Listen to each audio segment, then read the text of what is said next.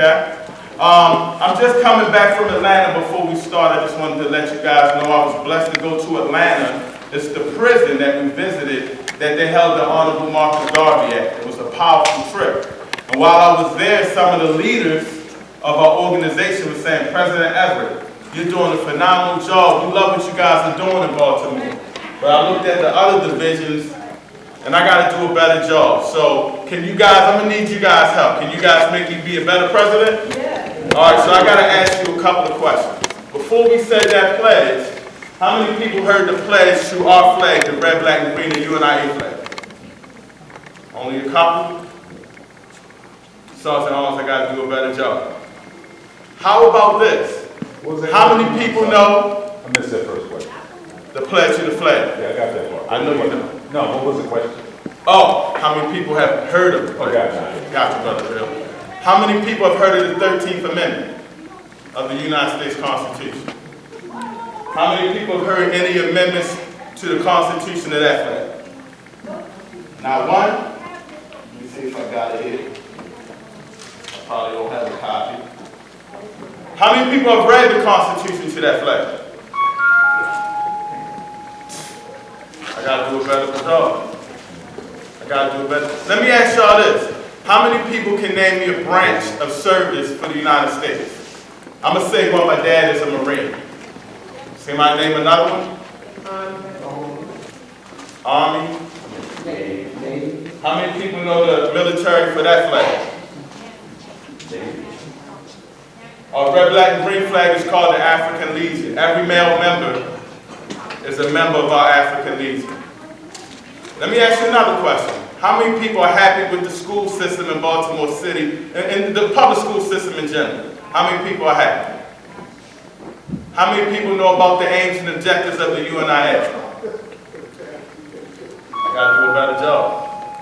The ninth aim and objective of the UNIA is to build our own schools, our own colleges, our own universities. That's our objective here. So we have to get this information out. Let me think of something else. How many people know a federal holiday? Can name me a federal holiday for the United States? Juneteenth. 4th of July, Memorial Day.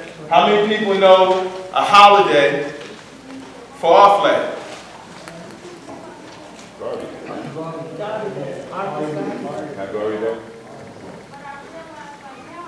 August 13, 1920, the UNIA introduced that flag, along with the Declaration of Rights of Negro Peoples of the World. There are 12 complaints, 54 declarations.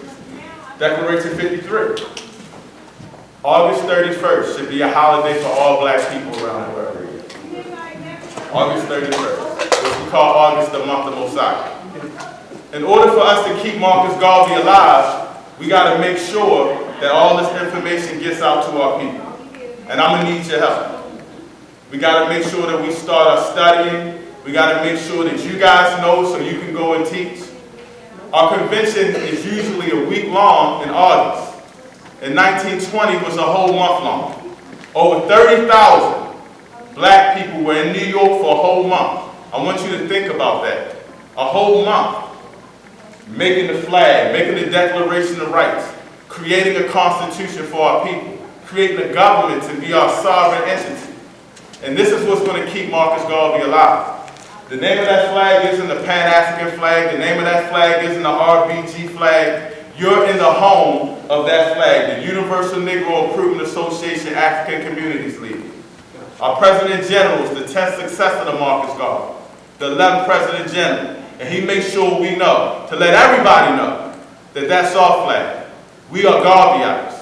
So I want to thank you for coming in. I want to bless you all. Hopefully you can get some information out here. We have our magazines out here. Our Garvey Voice. Our first magazine used to be called, do y'all know? The Negro World. Now we're coming back with the Garvey Voice. This is a special edition. I'm also President and Minister of Information of the UNIA. I'm part of the High Executive Council. And so we want to make sure that you guys get this. This is a special edition of our High Executive Council Committee. We're going to have a bunch of our officers speak. I'm going to bring up our treasurer and one of our members of our Legion, Brother Frank Shaw. He's going to start us off. Come on, Brother Frank. Thank you, y'all. Thank you. you, everybody. Thank you, Brother Everett, for that introduction. So basically, today is our first in-person mass meeting, and that's big time. So we got to clap it up for that.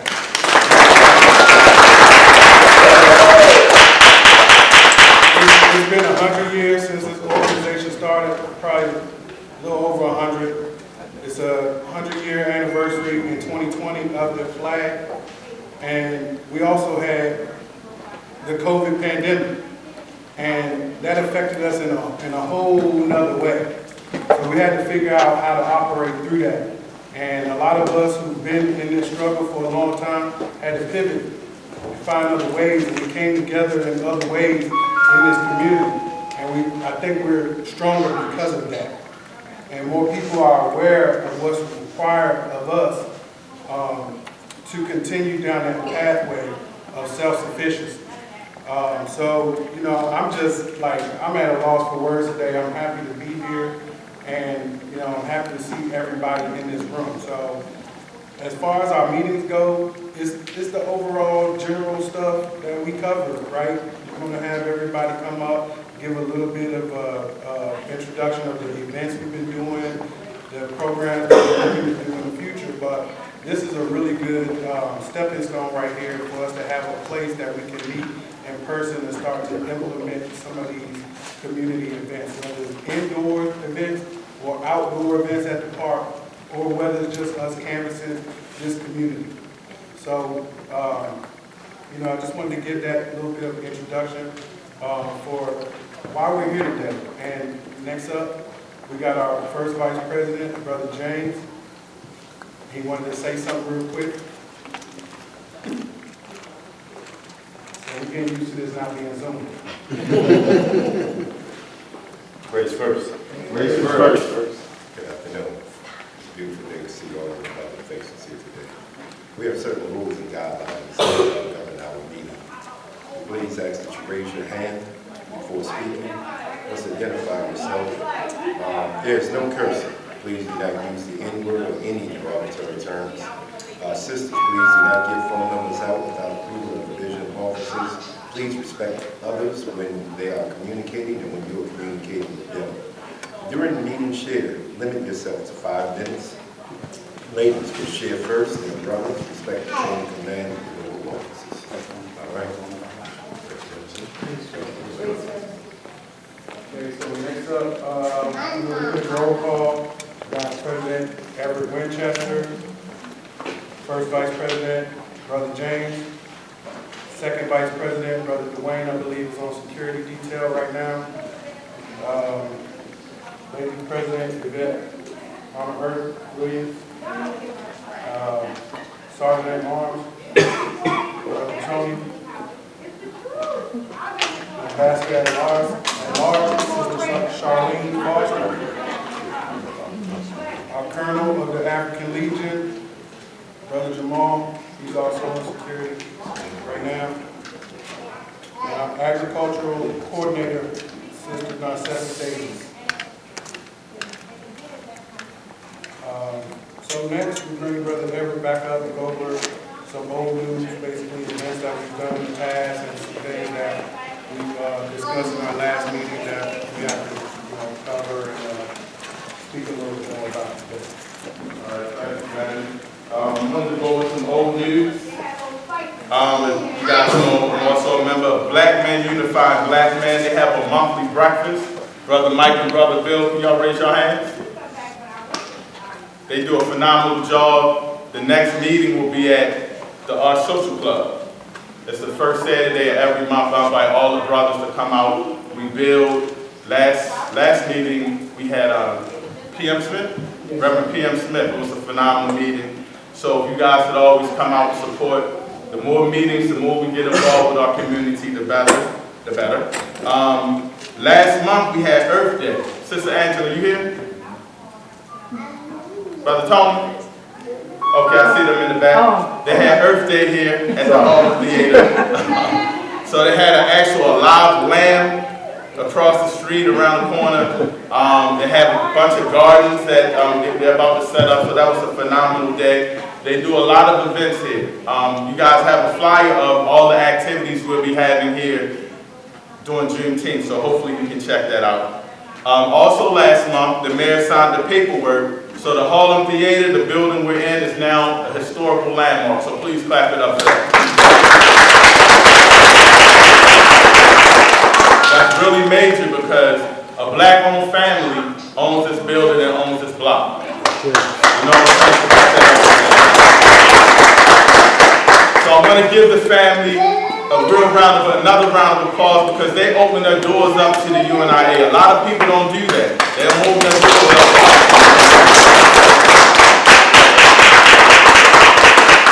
You know, they open their doors up. They allow us to have meetings and stuff like that. But we got to pay bills here. So whenever you guys have a chance, you know, hit me up, hit one of us up. All donations are needed because we want to open this up for the community and have different events and stuff. But we need our help. You know, back in the day, a lot of people wonder how Marcus Garvey had the steamship. He had all these restaurants and things like that. It's because black people donate.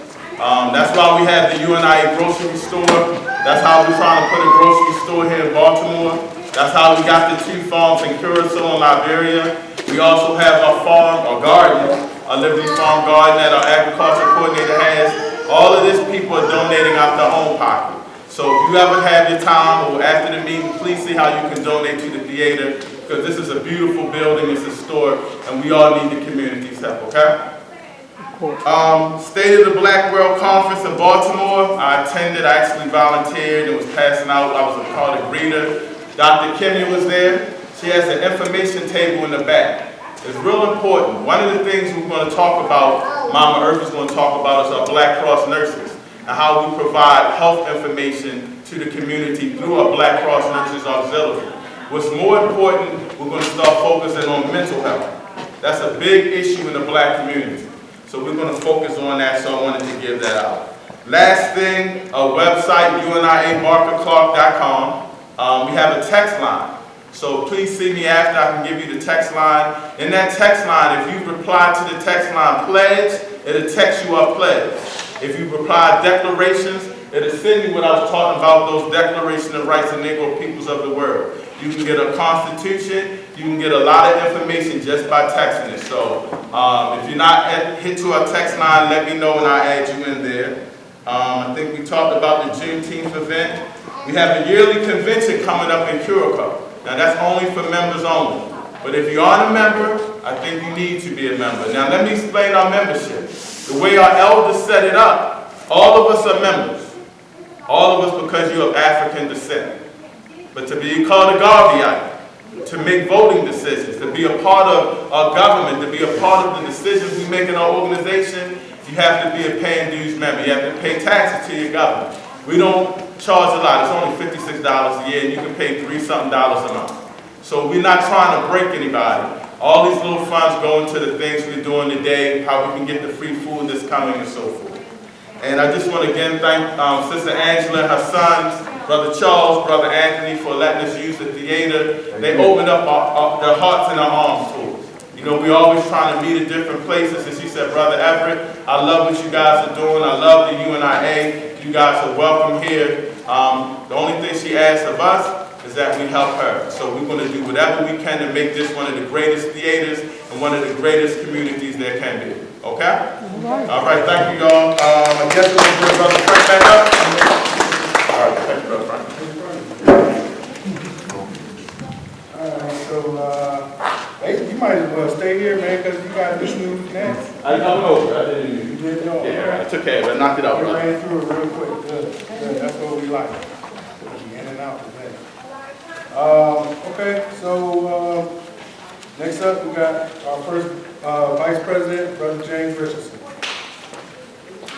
We're going to discuss food co-op initiatives and study groups / book clubs.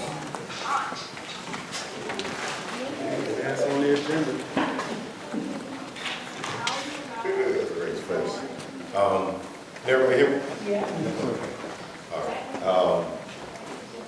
In one of our last meetings, we discussed three, forgive me if my thoughts and my words don't come together. It's three things that we identified in our own community that we would like to address. One is social activism and trying to get help to people in ways that they need. Two is education, and three is through physical and mental health and spiritual. What I am leading is going to be help within the community and trying to get a food bank started now, and so that we can be able to feed the people in the community. And in regards to not only feeding the people in the community, but trying to help heal the people in the community in every way we can. One of the biggest things that we have to do is identify the areas within our communities that are underserved. When we look to apply for, to get in with the food bank for Baltimore City, there are over 300 nonprofit organizations that are already listed. So with that, with the three, not saying that all 300 are present, but we have to identify where they're not present so that we can be able to get in and be able to help out that community. One of the biggest things, I already volunteered with another group that's in Harlem, and they are more than willing to help us in every way that they can, not only with food, but with other donations, if it's household goods, whatever the case may be.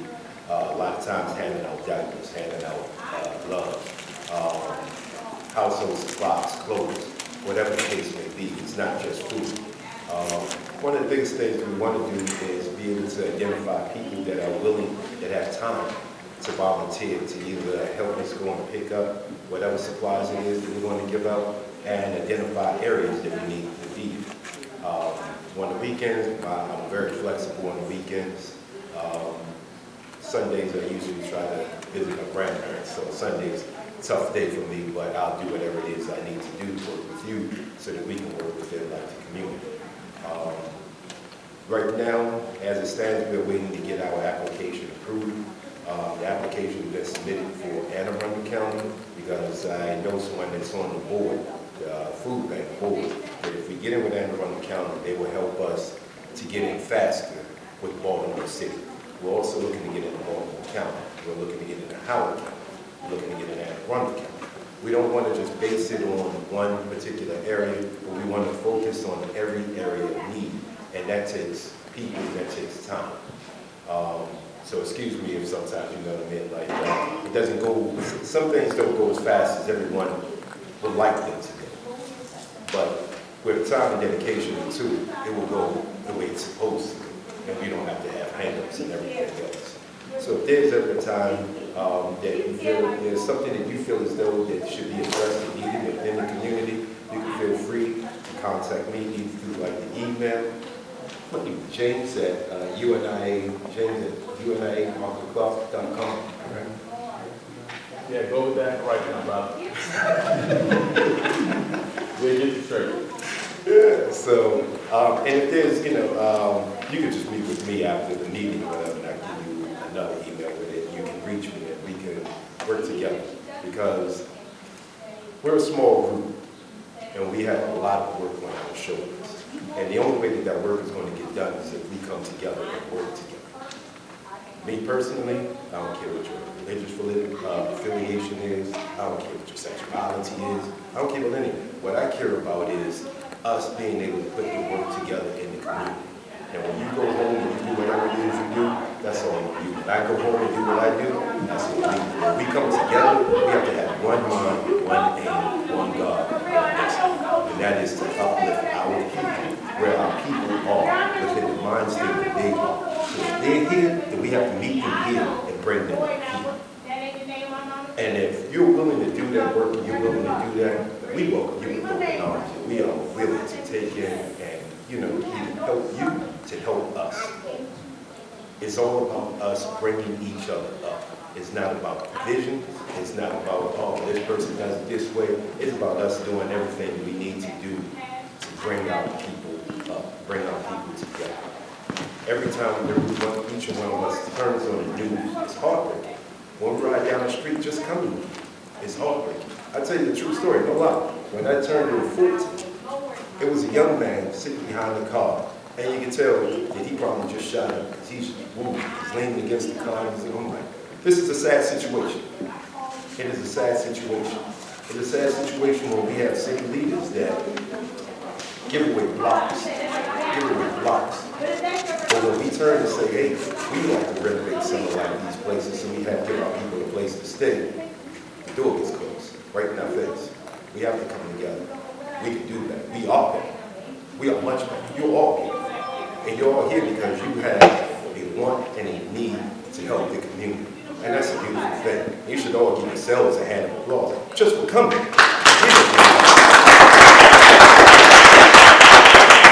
Thank you. Like I said, for anything that y'all can do to help or want to help, then I'll be right over here. Come to Thank you, Brother James. Our first fight sounded like a nighttime DJ. Next, I want to bring up our lady president, Mama Earth. Peace and love, everyone. She's in charge of our Black Cross nurses. For those that don't know about the Black Cross nurses, you come over here. For those that don't know about the Black Cross nurses, we started the Black Cross nurses in the early 1920s. Actually, it was a pandemic going on, like we just had one now. And black people couldn't be a part of the Red Cross. We actually, not only could we be a part of the Red Cross wasn't even really coming in the black community. So you know how Marcus Garvey said, I don't see a black man's government, I create one. I don't see a black man's army, I'm gonna create one. I don't see black man's schools, I'm gonna create one. I'm gonna put it all in the UNIA. You're not gonna give us Red Cross, we're gonna create the Black Cross nurses. So she's really doing a great job. Every time I called Baba Duggan yesterday asking what was going on. He said, Mama Earth is here with me right now. I called the lady Amina, Sister Amina, for Liberation Day. She said, I'm with your lady president right now. So she's always working. She's doing a phenomenal job. She's always at the protests and everything with her. And she's really going to take charge. Now, if you guys are interested in being a part of Black Cross nurses, you don't actually have to be a nurse. Just volunteer your time and energy. You know what I'm saying? But we're going to be doing teachings on CPR, life support, and a whole bunch of other things. And I actually reached out to a sister that was the former lady president of the old division that's no longer here with the new division. And she's going to come across and help us as well. And so I'm going to leave the floor to her. She does a lot of spiritual healing and everything. But I just wanted to let you know about the Black Cross nurses. At the table, and you guys should have a copy of the Black Cross nurses brochure. Sister Henrietta Venter Davis was actually from Baltimore. She's a sister from Baltimore, and she started the Black Cross nurses. So I wanted to give you that information. She'll follow up and tell you a lot of stuff about what she's going on as well. I'm looking at her, right? Because I studied that so I can give the history of Henrietta. He done told everything right here. And Worth repeating. When you're going to talk about what you're going to be doing in the community and what you're I doing, was ready to do, Davis, I was about to just give it. That's all right, I'm up here now. I'm not, and the wonderful thing about it is, I was sitting there taking deep breaths because I'm not a public speaking person. But the more I do this, I kind of like this. Let me introduce myself to some of you and introduce myself to some of you. My name is Yvette Rose. I am affectionately known as Mama Earth. I enjoy being called that. I am honored to hold the position as Lady President of the UNIA-ACL Barca-Clarke, Division 106. I find it an honor to be right here in this place.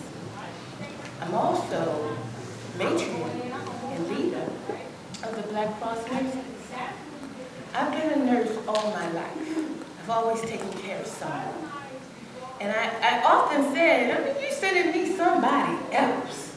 I take that person and I love them through, heal them through, speaking to their spirit.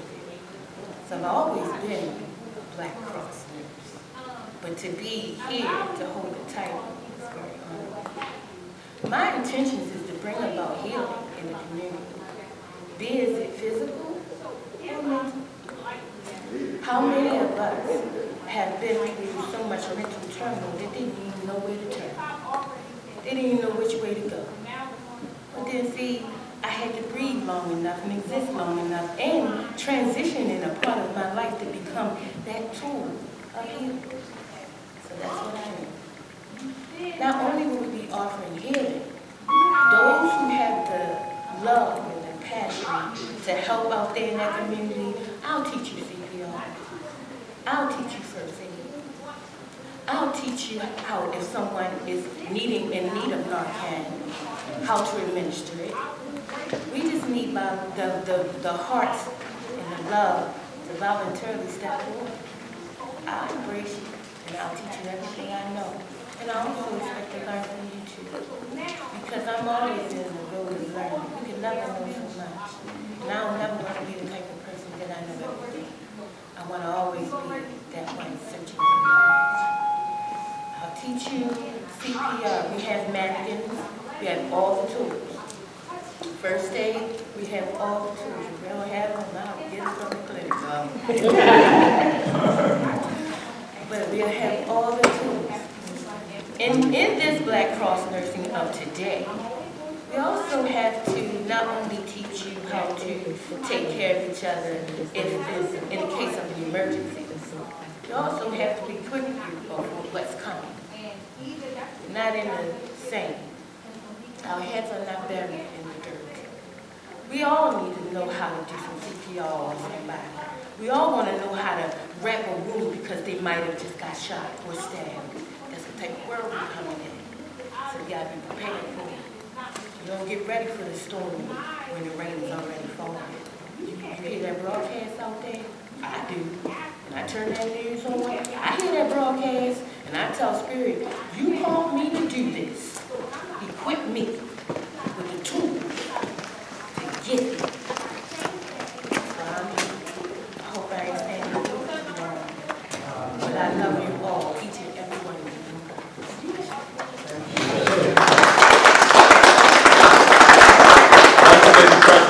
Now I want to bring up our second vice, Brother Dwayne. We just talked about a couple of programs we want to be having for our youth. But I also want to pass this out to you guys. This is by one of our members, Brother Adote. He's actually from Africa. And we're going to be creating a program where after the kids finish these books, in the back is going to be a certificate with their sign, or we'll sign off on it, showing that they completed the course. So we're going to actually be doing a lot of that as well. Looking for that certificate. There it is. These books are really phenomenal.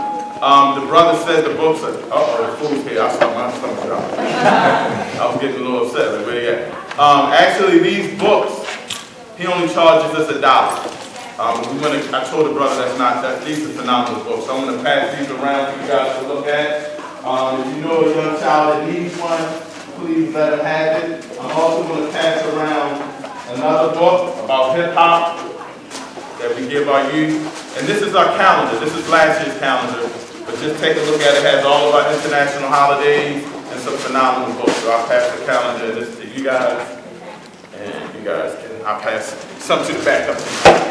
Go ahead, Brother Dwayne. Peace and blessings, everyone. Real quick and short. I'm trying to just do some things especially anyone else. Starting next month, we're gonna try to start hiking at least once a month. We're gonna have it's going to be called Musical. It was going to be Musical Mondays, but I'm not sure the day yet. That'll be for the younger ones to come in and we can actually have everybody know what's going on.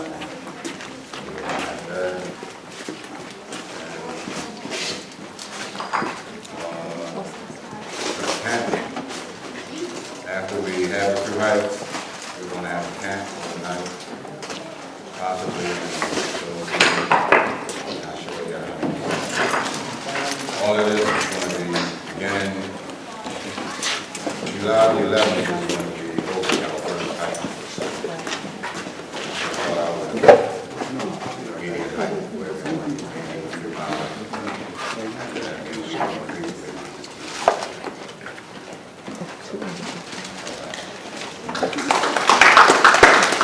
Thank you, Second question, I apologize. Next I'm going to bring up our Ambassador at Large, Sister Charlene. She goes to all the events. She's on point. Make sure I always get there. If there's something going on in the community, we have to be there. She always lets us know. And I want you guys to let us know as well. If there's an event, if there's a protest, if you need somebody to make noise, that's our job as Garveyites, to be out there raising hell. So Sister Charlene, you can come up, let us know anything that you got going on. Thank you so much, Ambassador at Large, Sister Charlene. Commissioners, family, proud to stand before you. So a brief background before I go into events and connections. 2015, actually April 19, 2015 to be exact, Freddie Gray passed away from, and depending on the language you use, for me, I say being murdered by Baltimore City Police. So I'm going to just keep it real with that. At the time I was in church, a lot of things was happening in my church. It was my pastor at that time, 40th anniversary. So and then these events that were happening where I felt like I needed to show up. And so when the uprising occurred, I was out there in the streets. Like there's a whole bunch of this, the people you see up front, and then there's folks like me you don't see. But I had to ask the question, what's going on?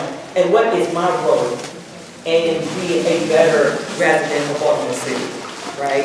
So these chance encounters to include like Wayno in the back, because he's the one of the teachers I call the teachers of being in the streets and holding your own, working with some people. I've been a part of Baltimore ceasefire movement, just to advocate for nonviolence.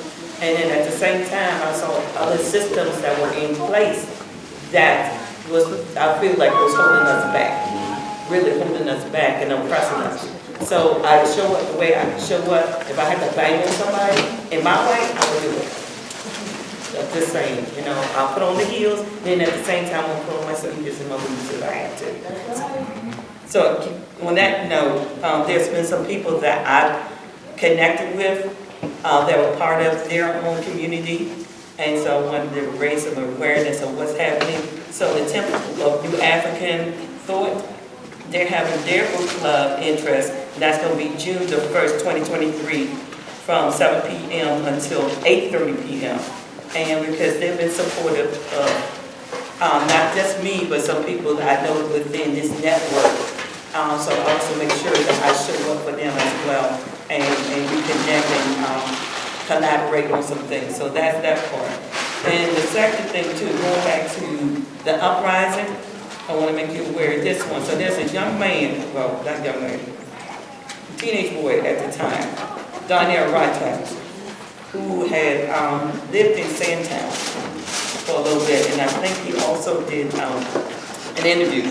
But last year, he too was murdered by Baltimore City Police. And I'm going to use the word murder because it is what it is, a homicide. I know we kind of shy away from that.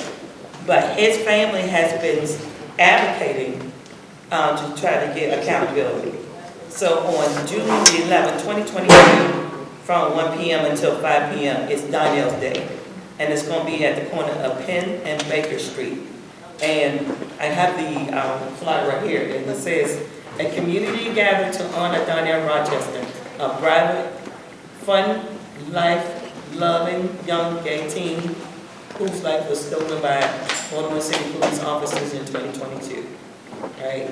And so, and we're talking about youths. There are things that they're dealing with and they're going through, but then at the same time, when we got systems that's also killing them, and we talk about Freddie Gray, we know the backstory. Most of you should know the story, his backstory, even around lead poisoning and, you know, family trying to get support and all that stuff. But if our children, our youth are seen as dangerous, unapproachable, where there's violence enacted upon them, then they're going to give violence back. That's just the way it is. So we got to show up some kind of way, and this is another way I can show up and be a support system. And then also on that note, if there is something like what Everett said, if there's something I should know about, we should know about being an ambassador to show up and try to connect and work together, please let me know. And hold me accountable too, because I'm in this space. We talk about Black power and self-determination. Let's make sure that we move in that same spirit in that way, okay? Any questions or comments for me? So, I have a question. Okay, So, I believe there's supposed to be, now this might be unrelated, let me know. A talk on reparations or a discussion at Morgan this summer? yes. Okay. Okay, Is that something that you're going to participate in? as a matter of fact, I'd like you brought that up. Thank you for raising that awareness, because leaders of a beautiful struggle, I get emails from them, and there was something in place about study of reparations in Baltimore. I'm framing that correctly. So yes, I would like to be a part of that. And Just a question of if possible, all of the information that you provided, information being provided, we need to centralize that so that it's easy for us to hit whatever we need to hit, to find out why that is saying. But everything's saying super important. That there's a mechanism that would be put in place from the organization. And we can go to that page and always know what it's comparing to how we benefit the community a lot. So we can all share through whatever organization that we all represent. thank you for that. Your suggestion, as a matter of fact, Edward, Frank, because we had our website up and running, right? Yeah, and I understand what you're saying as far as centralization. We've tried that with like shared calendars and discussed that with other groups in the past, but I think that's something that we really have to collectively put in place. I'm not sure how that really looks, but it is definitely necessary because we don't want to bump heads. You know, In all due respect, please, Okay. in all respect, some of us will go to your page, no matter what everyone else is doing. You included in the page, a lot of us will know and feel that it's valid. Because there's a lot of activities and a lot of organizations that have money and are receiving grant money, but like the sister said earlier, aren't doing jack. So what we're saying is if we're able to come to your page, then we understand at that point that that's the organization we want to be able to be out with. and that's what we hope to get to. Yes, sir. So we're working, Brother Everett's been updating the Yes, website as much as possible, but we're also looking for other ways like Facebook and just Yes, to sir. put these events out like that. So Yes, sir. definitely share our website, UNIA-Barca-Clarke.com. So yeah, we appreciate that. Thank you. Appreciate you. Thank you. And Wayne? Y'all mind if I step to the front? Go ahead, brother. Trust the Good. mic from behind. Go ahead, my brother. To the elders in the room, do I have the floor to speak? Yes. To the honorable, do I have you fully undivided attention and honorable Queen? How you doing, family? My name is Wayne on my rock. My honorable Queen right there is Rashida Flowers. And when we speak about reparations, we need to bring certain conversations to the floor about our ancestors that was here prior to the Africans being brought in. You know what I mean? So that we know for a specific fact, and I can prove to everybody in the room that we were here for 300,000 to almost 1.5 million years before the Europeans came to Africa or to the Americans. You know what I mean? So it's a major part of our history that's being eliminated. I have all the books, I have all the dates, I have all the people who were involved in destroying our history. They don't want us to be documented as indigenous people because of the fact that we don't just get a couple dollars for being African American. You will get royalty rights and sovereignty rights to the land in each and every state. You see what I'm saying? They owe us more than just a couple dollars, family. They owe us the ground that we're walking. I can prove to you in every world fair that they had on this continent, they were housing and showing what the royal families and the black people have done for over 300,000 years before Europeans came to America. You know what I mean? We know for a specific fact that certain groups, like the NAACP and other organizations, were paid under the table to keep all of this stuff out of our eyesight. We weren't just fighting for civil rights. We were fighting for Indian rights. You can all Google it and look it up right now. So there are parts of us that are definitely African. When we migrated across the ocean hundreds of thousands of years ago, before the Europeans grabbed black people and brought them to these shores, there was a numerous groups of Africans that were trading from the people of Mali, from the people of Kemet, and their presence is still here all over this country. They want to call our pyramids mounds. They want to call us Cherokee Indians. They want to call us all these other things. But we were here, and my family, my bloodline, still owns the land of Virginia from the wars that we fought against Prince Charles and what they call the Bacon's Rebellion. Come on, man. I'm an heir, and I'm a royalty right, and I'm under treaty. They can't ever take the sovereignty rights in the land from my family because of the wars that our ancestors fought. From all of us that are in this room, our bloodlines have always been here. And of course we have roots in Africa. Of course we have roots in Africa. There's always been that line of trade. There's always been that open door. It was because of the Europeans that stopped that line of trade. And all of a sudden, where did these people go? How did these pyramids get here? They must have just died in what they know we're doing this. I'm so sorry, man. I don't want to take you through. You know what I'm saying? I'm sorry. You know what I mean? But there's a big conversation that needs to be had before we start talking about reparations as an African American. All of us in here have sovereignty rights, maritime laws, and all these things that were here prior to Europeans came here. They came here and learned these things. The Moors taught them about their own history because all of the fact that they went through war for so many years in Europe. The Moors taught them their own history. They knew nothing about Greece. They knew nothing about Rome. You know what I mean? So, sorry. Just let us know how we can get in contact with you. Anybody that wants to follow up can follow up. This is like, yeah, so we can get Just want to this. stick to the agenda. Oh yeah, I just wanted to put that. We got to share. You know what I mean?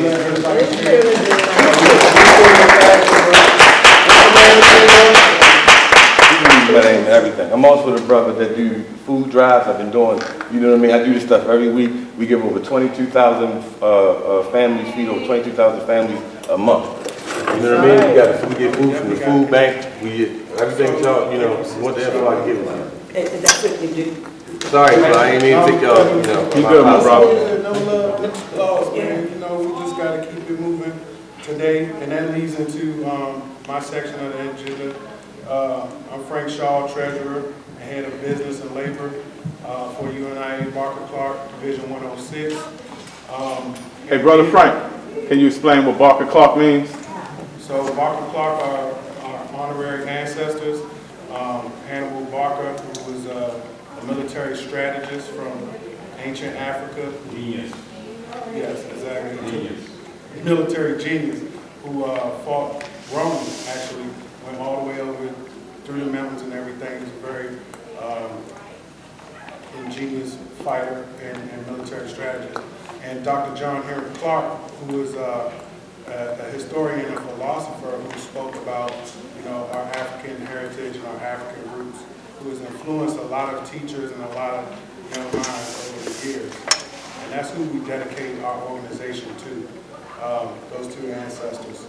But as far as for me, when it comes to our treasury and doing business, to me, there's nothing else other than what you would term business or economics. Like everything in life comes from economics. And so, you know, when you talk about your sovereignty, your self-reliance, anything that we're going to do for ourselves, it starts with having some resources. And that's what economics is. Economics is the control of and management of limited resources.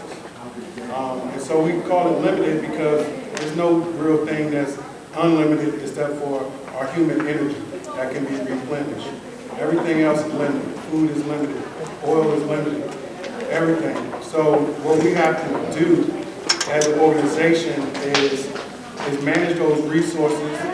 That's the people, the land, food, businesses, paperwork, everything that's all included in that. So a lot of, you know, I've been in, I'll say revolutionary for lack of a better term, for the greater part of my life. And I've been in groups where we said, okay, we got to do this to change how life is for black people. We got to do this, we got to do that. At the end of the day, we have to control our own production. We have to control our own means of production. We have to own our own land.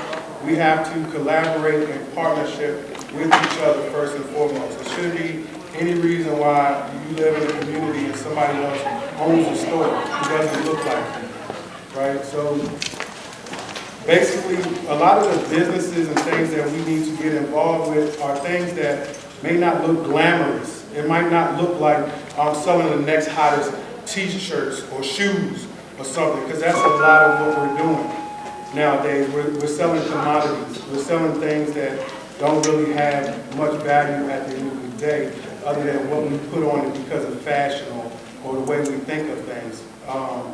But at the end of the day, we need food, right? First and foremost. So like you said, you have access to food. That's something that we have to learn how to partnership and bring together. And that word partnership is difficult. And I think in business we have a lot of entrepreneurs. We got a lot of people that do business for themselves. And that's what I would like to break. We need to do business together.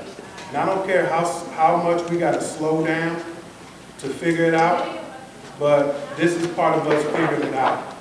Bringing this community together, this is the first step of us moving in that right direction. Because it's going to take time. You're talking about a lifetime and a legacy that we're leaving for our children. Because right now, people are going to go for what is a necessity, okay? We don't have to hunt. We don't have to find meat, go to the grocery store. So we feel like that part of our lives is already taken care of, right? When in actuality, we need to get to the point where somebody has a farm where they have cattle. Somebody has a land where we can grow our own food and we're shipping it ourselves. So that means of production. We have the livestock, we have the land, we have the trucks, the logistics, everything. So that requires some really serious number crunching. Hopefully some of our young college students here, and high school students are looking at accounting and taxes and figuring out how to work within this system that we're in currently, because we're going to have to use that to get to where we need to be. Because UNIA-ACL is structured as a government, and we need every last resource we can get, because we don't have anything if we don't have the people, right? And so we have to find out what those people need, what everybody in this room needs, so that we can get behind that. We can't say, oh yeah, we're the government of UNIA, we're just going to start making t-shirts. You don't need t-shirts. We got to find out what y'all need. What does this community need? We want to start here in Harlem Park West and say, what does this community need? Okay? How can we be here a few days a week and put our time and money and energy into this community to make it stronger, so that we have a landing post, a place, a launch pad for where we can grow and take off from. And that foundation is what I've realized is very important. And, you know, we're going to have to dig deep. We're going to have to go to places we've never been before inside our minds and figure out how we can collaborate. And we have to get over the small stuff so we can get over the big obstacles.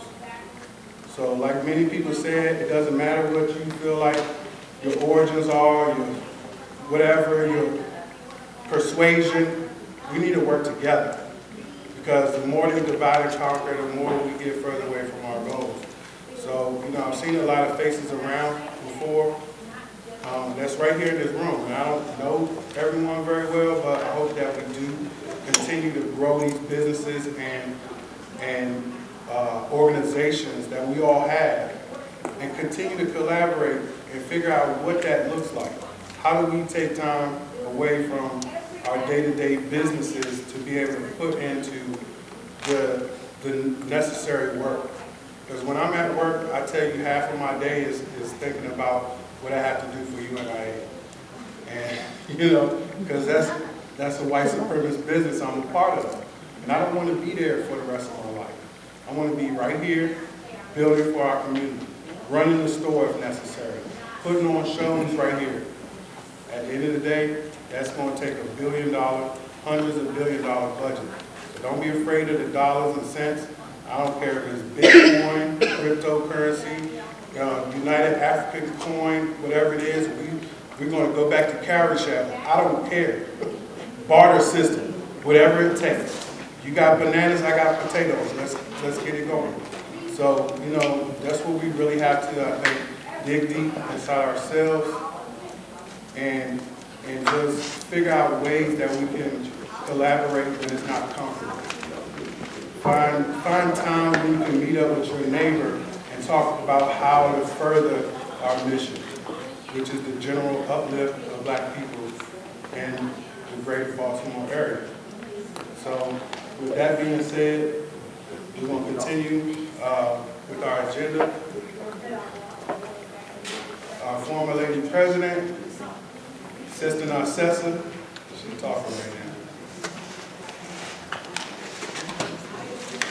Michonne. She got two names that's kind of hard to pronounce, but I figured them out. Sister Narcissa, Michonne Davis. That's it. Hello, everyone. Race first. Race first. And it's pleased to meet you. I honor our First Lady, I honor our President, and all the officers in the building. And I honor everyone here that's in the building. Yes, I'm a part of, I'm the agricultural officer. I have, it's called the Guard. We have, it's been in the works for 22 years. As soon as I joined, it became the Liberty Guard. So I've been gardening for 20 years.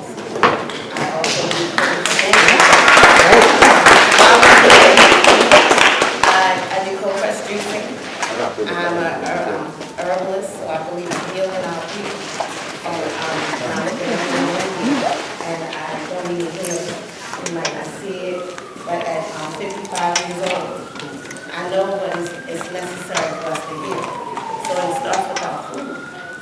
The foods that we're eating, I don't put any pesticides in it. Everything is organic. I'm a crazy gardener. I'm a seed grower. I got seeds right now, pepper seeds like crazy. I got the pepper seed and show you how to grow them. Just put them on a paper napkin. Sprinkle some cinnamon. Done. And you're gonna have little rings like they look like little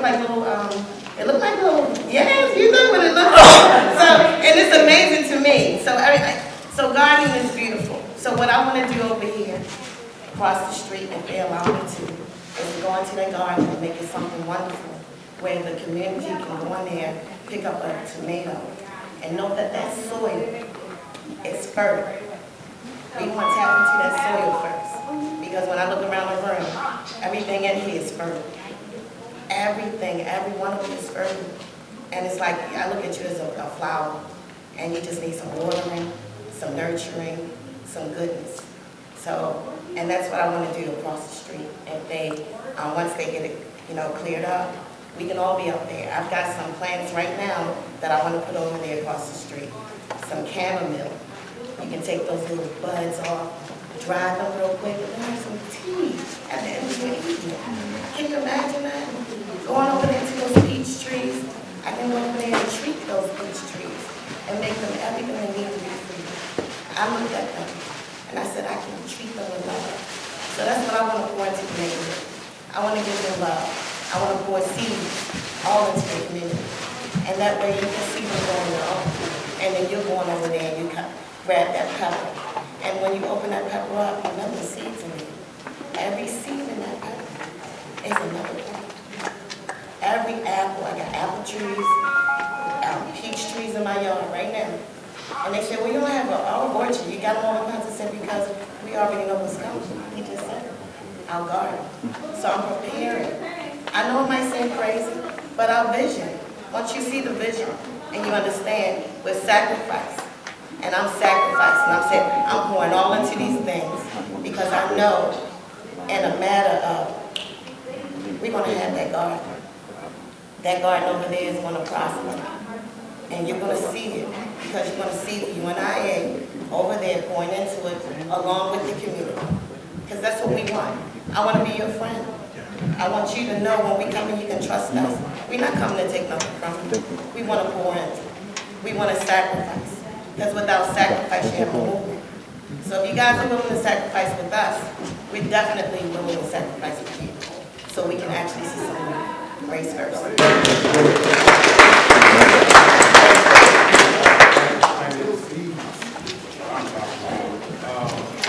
Next up, we got our sergeant at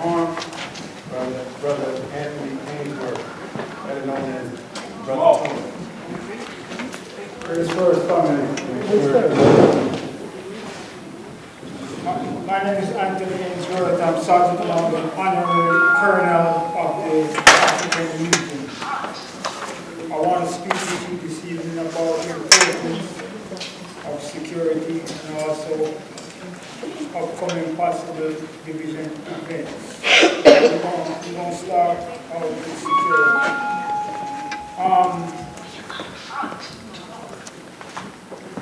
Back in the day, I started around back in the day, responsibility kind of stopped when it came to like, you know, the primary goal of like keeping the duties in order and doing security for all members or all who are at the event. But these days, with the advent of computer and stuff like that, duties expanded.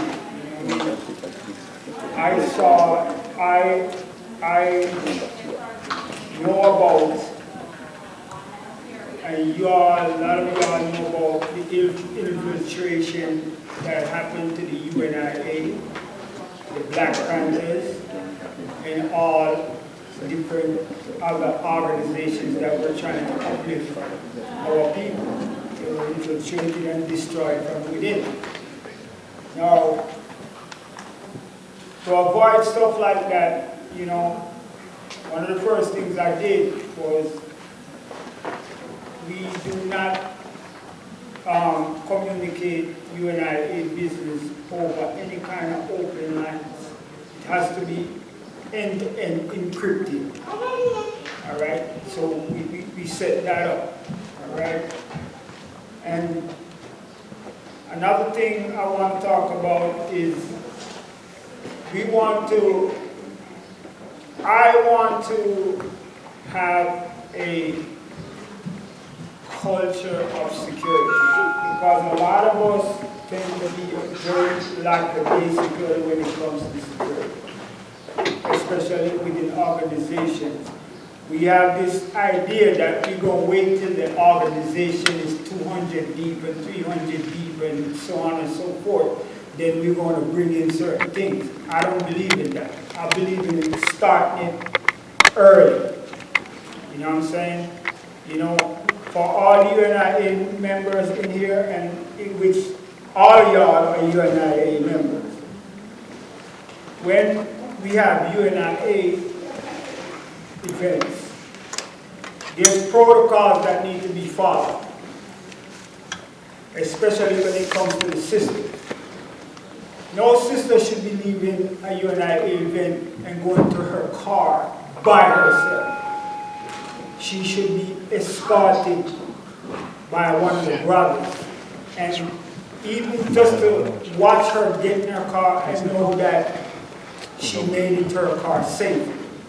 You know, so I want us to be security conscious. You know, people, you know, you start talking about people, security, people like, oh, you just paranoid, you're just paranoid. Well, I'm going to tell you this, you've got to be a little bit paranoid, especially what is going on in this society today. You know what I mean? You know, we got people that look like us that don't mean us no good, and we got other people that don't mean us no good. You know what I'm saying? So we have to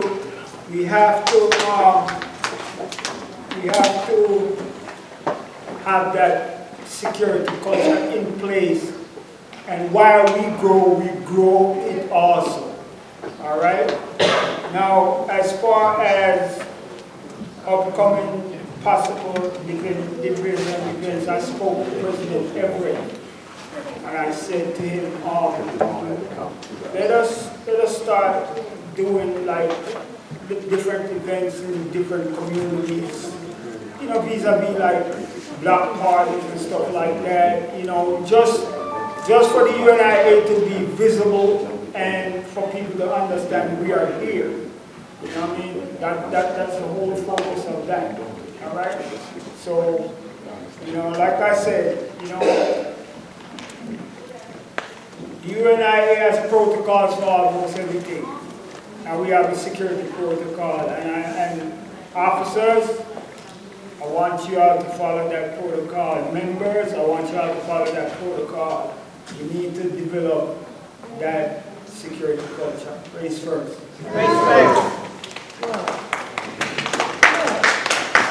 Next up, other colonel of the African Legion, Brother Jamal.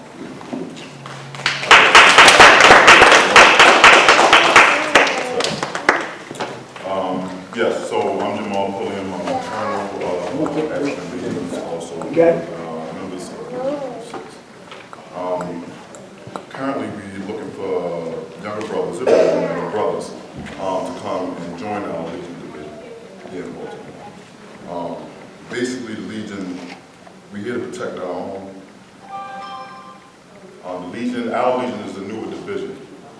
Still work in progress, but we have all the resources, everything it takes to, make sure that our division is operating the way it's supposed to be.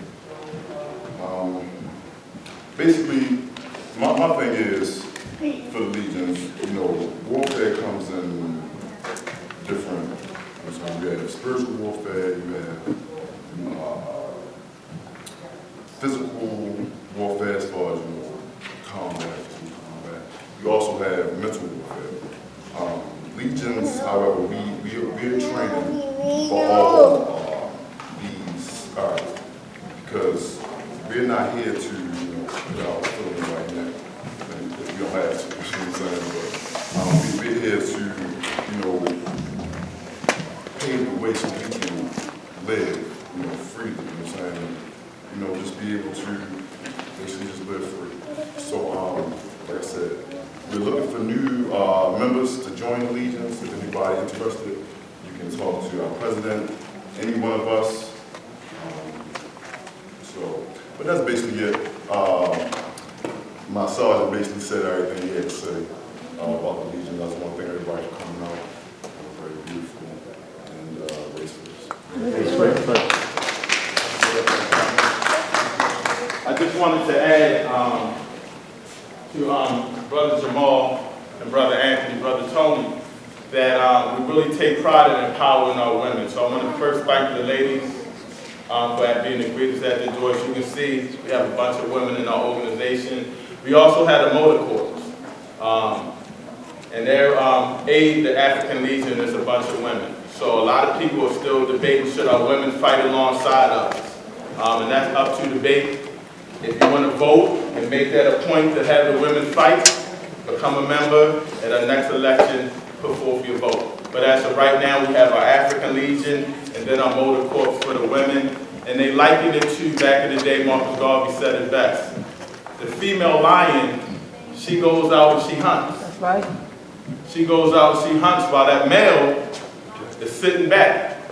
Because she knows if I feed my male and he's well rested, when another lion comes, he's rested, he's fed, and he's ready to protect our family. Because you know how lions do, they'll kill your babies, and then they'll come and make their own babies to that female lion. And so that's how they like it.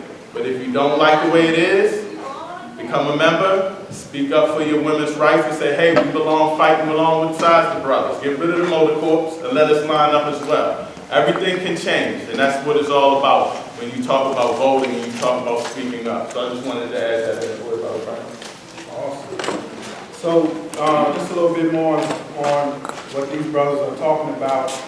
Our pledge starts out, I commit my body, mind, and spirit to the protection, the defense, and security of the red, black, and green. Okay? Protection, defense, and security. He mentioned warfare, but right now we need protection and defense, okay? Protection from outside and protection within. And I think once we get young brothers in a mindset of working for the red, black, and green, they'll see that, historically and culturally, we're all connected. And we shouldn't be fighting each other. We shouldn't be killing each other. We shouldn't be doing those things. And that's where a lot of our protection comes from right now, is within. Because it's not a lot that outside, it's happening, but a lot of it is our own people. And we have to touch those minds. We have to get those young brothers, and I think that's what Brother Jamal, even though he looks 17, he's not, he's a grown man. And here to train those young men up in a way we're going to get them doing physical activities, you know, just looking, finding ways to keep them active. A lot of these young brothers don't have much going on outside of what they hear on the radio, what they see their uncles and brothers do, or the lack of those uncles, brothers, and fathers that haven't been able to teach them, you know, survival techniques, whether it's here urban survival or survival in the wilderness. And those type of things we want to put in effect, and that's what the Legion is going to represent. And also just in the community, when we have cleanup days, you know, that they'll put on their work clothes and go out here and clean up the community. And that's what we're looking to do a lot more of. As far as how the motor corps gets involved, pretty soon we'll have our own vehicles. And we're going to need people to drive those vans, to go pick the Legion up and take them to the different places they need to go. So every piece kind of fits into the puzzle.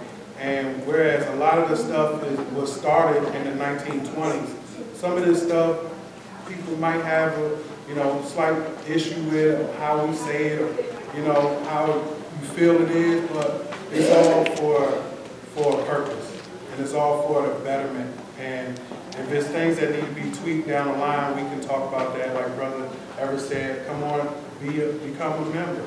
Let's talk about it. Let's have those discussions, because that's the biggest thing that, you know, I've learned is we just have to continue to talk about these things as plaguing us, things that are bothering us, and in order for us to move forward.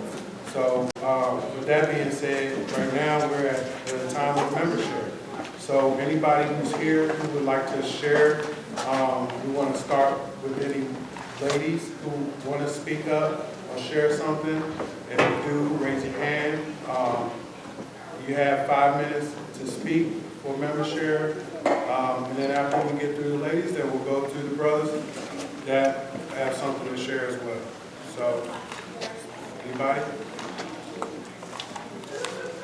Go ahead, Dr. Kennedy. Don't be shy. She's waiting, she's ready to raise her hand, but she's letting other people go first if they want to. It's up to you. I think so, because we, I'm Kim Dennis. I'm a member of UNIA Barca-Clarke, and I'm a sociologist and criminologist, a professor, and I specialize in African/Black community work, local, nationally, globally. So long story short, you'll see me at a lot of community events with the resource table where I have health information about SNAP. And when I say SNAP, I want our people to understand it's paid through our taxes. So even when the topic is reparations, you want to understand what reparations means. It's not reparations that was paid through your taxes, and most of it is paid through your taxes, okay? So the things that are paid through your taxes, I always tell our people, use it, okay? So I work with the Community College of Baltimore County, so what I do is I do the application for you online with you on the phone with me for 30 minutes. Just that quickly. Now the rest is up to DHS, but we handle this in part of the city or the county because we want people to understand this is a process that is not stressful. The government is already stressful enough, okay? So if you want that information, you can leave your contact information with me. You can also take a stress ball in. We got magnets back there. And also, if you qualify for SNAP, you also qualify for CCBC Job Network. And Job Network is skill training and job access. I also collaborate with Baltimore City Community College as a professor and with the GED pretest program. Got information back there about the GED pretest. And last but definitely not least, I specialize in Black mental health, physical health, disability access, and Black suicide prevention. I am among the Black people who have lost family members and friends to suicide. And holistic has become from hundreds of thousands of years of African sciences, medicines, holistic. And when I say African, I'm talking about our Eastern Hemisphere, okay, not our Western Hemisphere. Holistic means you combine organic with medical. all right? So eating natural remedies, natural medicines, still means you go to the doctor. You can have a therapist. I have a wonderful sister therapist. Every Friday, she allows me to vent for a whole hour. I'm like, dang, I had a lot to say. But I still exercise every day. Holistic means all of that. Africans, Asians, indigenous, aboriginal people have explained this forever. You can't say that you're focused on natural remedies if you don't understand that actually nature is the foundation of medicine. Yes. Even illicit, illegal drugs come from nature. Yeah. Overdose deaths are every day. Black men have the highest rate of overdose deaths since 2020, including some of my family members. Cocaine comes from nature. So we can never say that nature means that it can't harm us. Because a lot of things that are harming our people come from nature. And people are just consuming it and assuming that it's not going to harm our people. I know I'm taking a long time, but for our health, ours with us. All right, so I just want our people to remember, so, take care of our health. And when you take care of your health and education, I have a little handout back there that says health connects to education, economics. So developing our people locally, nationally, and globally, because that's the foundation of Pan-Africanism, Black nationalism, it all connects. But you gotta be healthy. There's no liberation, there's no progress, there's no nationalism if we are unhealthy. That's right. And being healthy does not mean that other folks have to agree with you. That's right. Your family can disagree that you go with the doctor. Your friends can disagree. They can say, man, Master done brainwashed you. Actually, outsiders have brainwashed us that we don't have to take care of our health in different ways. They want us to just eat grass and not think about the fact that our heart is beating a little heavy. To think about the fact that we have brain conditions that run in families. A lot of Black people have holes in the brain. That's why we have neurologists who specialize in holistic health that tell you how to do meditation and take the Keppra seizure medication. Okay? So I want our people to understand you don't have to impress anybody else to live longer. Black Lives Matter includes Black health. All right, thank you. And we bring speakers that give us information, right? The whole thing was to be a network for Black men to be able to come through, because a lot of times if we don't know each other, we can't work with one another, right? Once we know each other, we create all kinds of opportunities to work together, to build together, and to strengthen ourselves through unity. Because our whole concept is unification. That's why the Black man unify Black man. Because Black men need to unify themselves. Because once we unify ourselves, then we can truly have a better grip and idea in terms of how we can unify the community, right? So I just want to say, the first Saturday of next month, we're going to be at the Art Social Club. Every Black man and Black boy is always invited. It's never a charge. We take donations just to provide for the facility that we at, right? But we never want a Black man or a Black boy not to have an excuse not to come, right?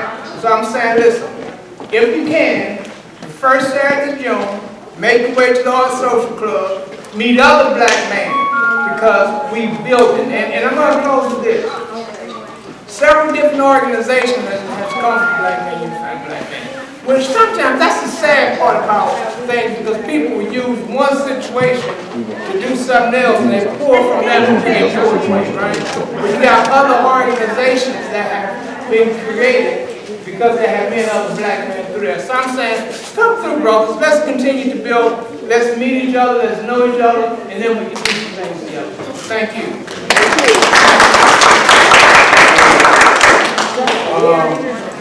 I always get upset with President Everett every first Saturday because I say he didn't remind me. And I see him post on Facebook that he said Black men unifying Black men breakfast. I'm like, man, I could have really went to some breakfast.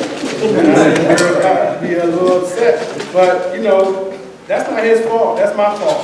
Because it's every first Saturday. And all I have to find out is where they're located that Saturday, because they haven't stopped, not even through the pandemic, where when I did go to one brother, they shared that. It's been consistent, once a month, first Saturday, meeting, even if you were on Zoom if necessary.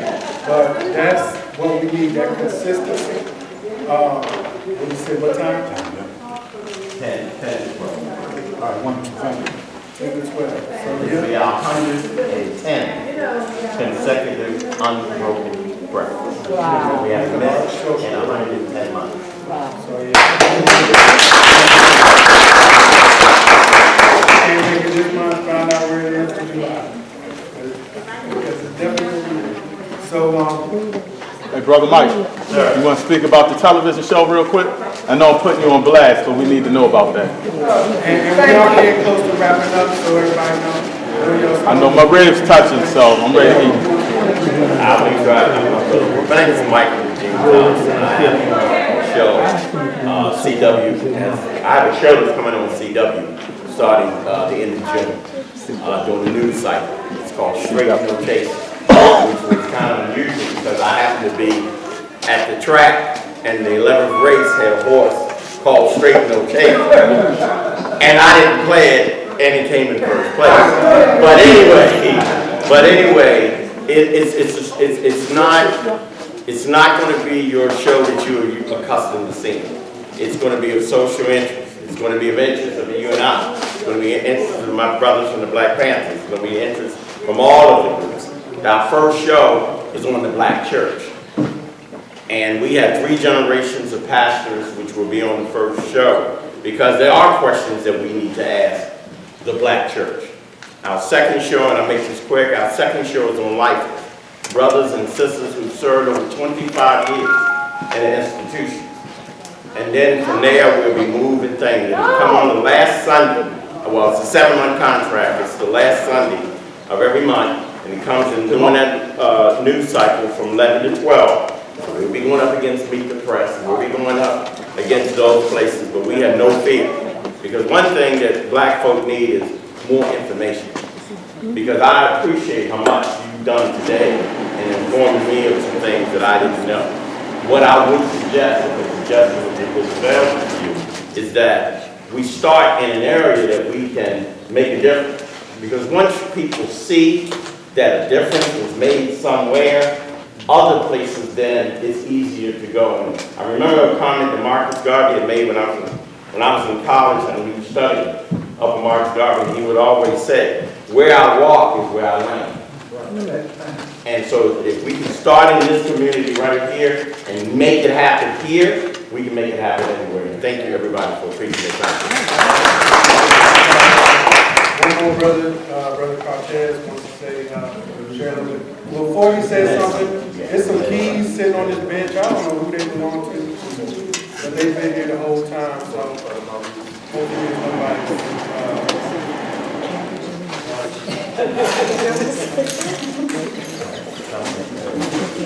How you doing, everybody? My name is Cortez Ransom. I had to push myself to come up here. I'm in the performing arts and all that, but I'm not normally a very talkative person. I started a podcast back in 2020 to make myself become more comfortable speaking. I'm someone, I'm not going to sit here and tell some sob story or whatever, but I'm somebody that's very dedicated to the Black community. Okay, I suffered a severe brain injury as a child, which my mother did not tell me about, and I didn't know about it because she didn't want me to feel self-conscious about it going to school. But I found out about it, my early adulthood when I suffered a seizure. But the doctors told me that I wouldn't be able to do much of anything because of that severe brain injury, because half of my brain is, according to them, is damaged. But I have not let that stop me. Okay, I'm a singer, an actor, a screenwriter, a director, playwright, so like a black theater company. I don't have my own building right now, but everything I do is dedicated to the Black community. The films that I write is about Black people. It's about uplifting Black people, portraying us in a positive light, not just always at each other's throat and focusing on the dysfunction. I met with Sister Angela Francis and her sons last month with my associate in my theater company, Tamika Addison. We will be doing some productions here. Again, everything I do, and I think it's very important, we always talk about representation, right? But what are we representing out here? Because a lot of times what you see is just showing us killing each other over drugs and stuff like that. We never show each other in a positive light, hardly ever. And when they do, it's always some type of misinformation in there. See, I've always known what I wanted to do. Even when I was a little child, I knew I wanted to sing and act and all that. I always had those talents. I started writing when I was like 10 years old, 19 years old, whatever. And I used to dream of having those awards and stuff like that. But I'm at a point where I don't really care about those awards anymore. I don't care about Hollywood or whatever, because if you black and in Hollywood, they're going to control you. And if you dare to speak out in Hollywood, they're going to try to shut you down. So everything I do is about uplifting our people. And when we start doing productions here, hopefully, you know, you'll come out and support that and everything. We're going to be doing an original play called The Good Life, which is about a modern day situation about Black Wall Street and what that would be like today if we had that. And it shows forgiveness between black people, which is something very rare, because we tend to forgive everybody else, but hold grudges against our own people.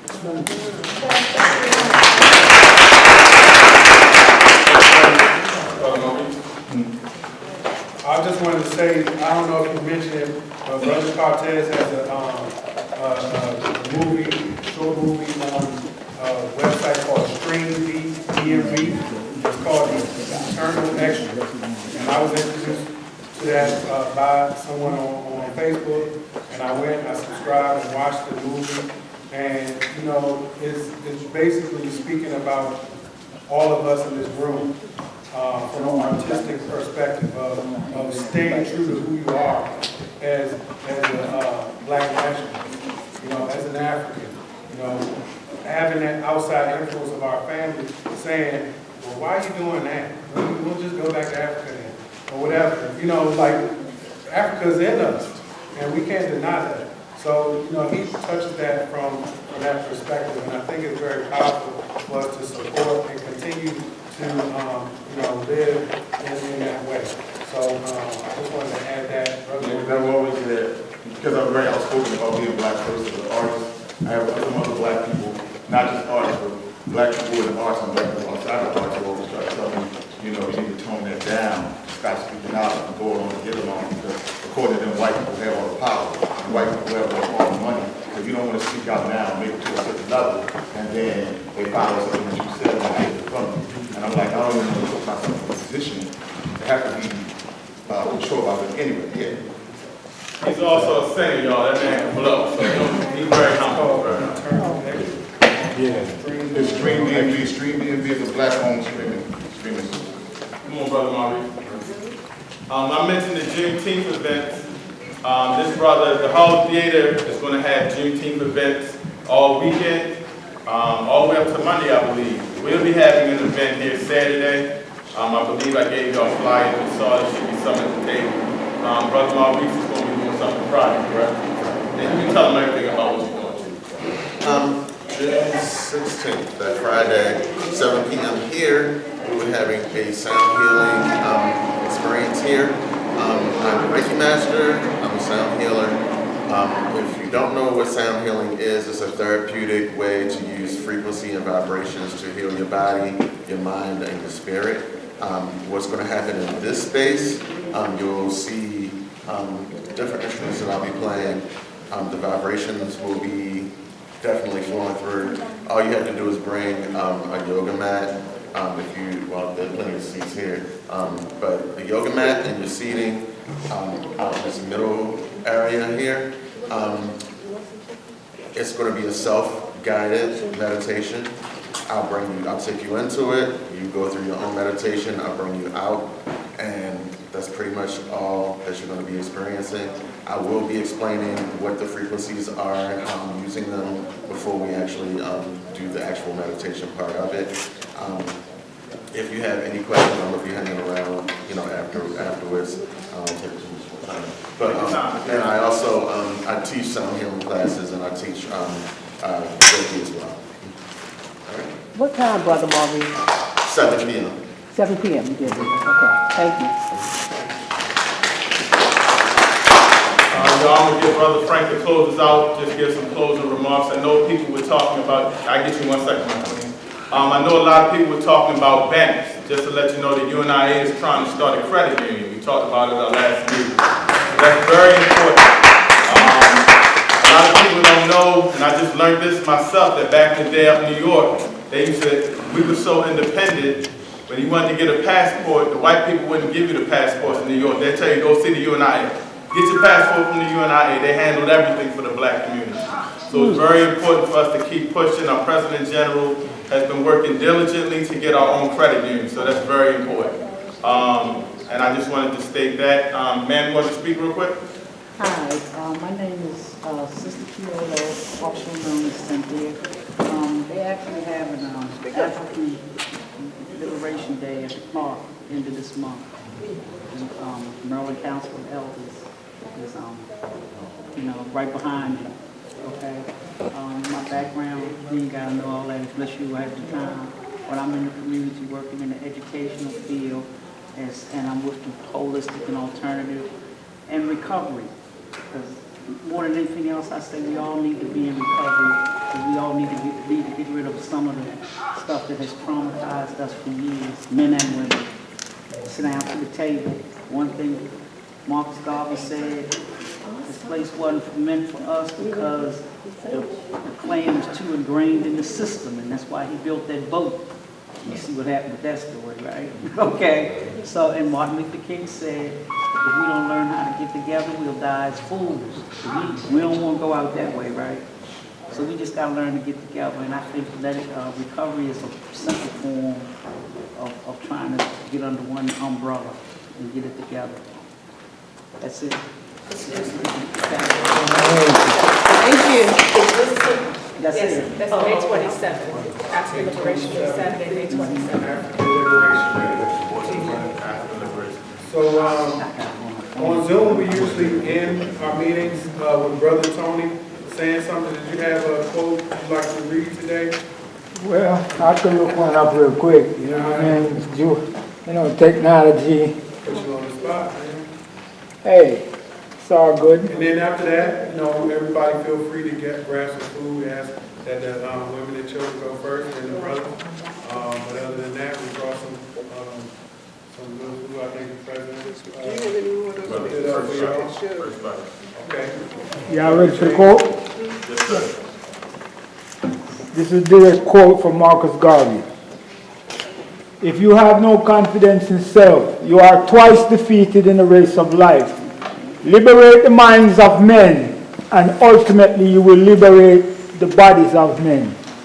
The black skin is not a badge of shame, but rather a glorious symbol of national greatness.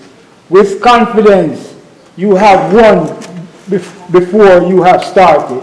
Race first. School. So again, please just try to learn the information, get with one of our officers, attend the meetings. We're going to try to have a meeting here once a month, and we also have our meetings via Zoom, so you can get out the comfort of your house. And we're working on a way that when we have meetings here, we can stream it. Brother Frank is going to try to look that up. So it's just very important that we learn. I just went to a couple of colleges, and our students didn't know who Marcus Garvey was, but they were flying that flag. So we really gotta, we need your help just to learn and educate our young children and keep our ancestors alive. All right, so we close out with our anthem. It's the Ethiopian national anthem that we play at the end of all of our meetings. And while that's being played, feel free to help yourself and get that line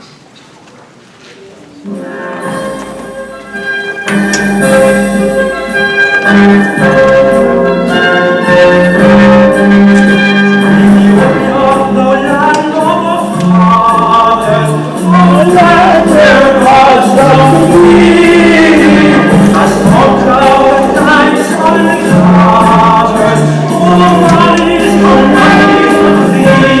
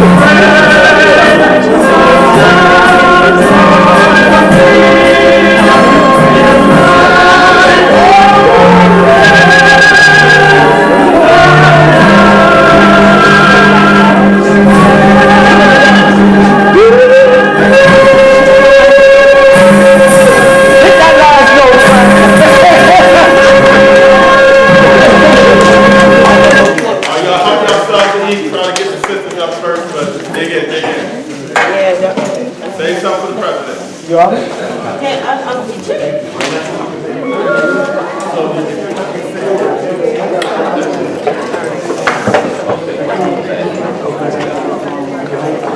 Don't forget, once a month, try to find somebody who say, try this. Come down to Harlem Square and try this. See what you can be a part of. Thank you.